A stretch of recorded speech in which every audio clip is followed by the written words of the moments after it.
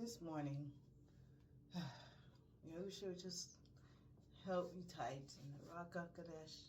He surrounded us and in the middle of the heart of Yahuah. And why?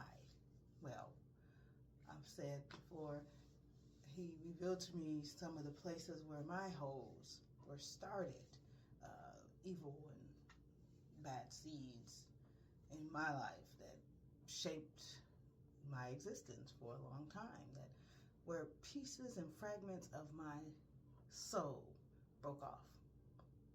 And so I went back through forgiveness of others and talked to the names and even myself, of course.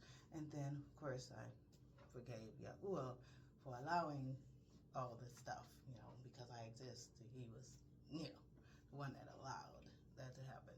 But,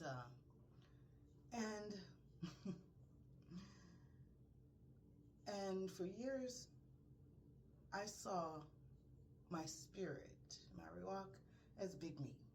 She was huge, she was beautiful, she was magnificent, humongous. But a couple of years ago, Yahuah said, Tanisha, you see yourself sitting on my lap, huge, humongous, that's just you. And he said, but let me show you. Let me show you what it actually looks like. And so he zoomed out, and there was just light, and there was a little bit, you could barely see it, a little speck of darkness in the middle of this light. And he said, Tanisha, that little baby speck that you can barely see is you. And then, of course, last year, he told me to look again, and I couldn't see the little speck anymore. And he began to tell me, the reason why you cannot see that speck is because you are engrafting into me. And that's what he's working on, to get rid of the dark places and the dark things in my soul, so that, and put my fragments back together so that I can be an adequate conduit. Because years ago I had a dream that I was just like a glass silhouette of myself, and he was speaking through me. Everything that was spoken came from him. You could barely see. It was just a silhouette of me doing whatever he asked me to do. And there's many times that is what needs to be done. And so why do I say this? Because, first of all, Romans 2 and 4 talks about how Yahuah's love and kindness is calling us out of sin, calling us to repentance, calling us to himself. And then 1 John, many places it says Yahuah is love. He who abides in love is abiding in Yahuah, and Yahuah abides in him. And when you become, because the highest frequency that you can put off is love.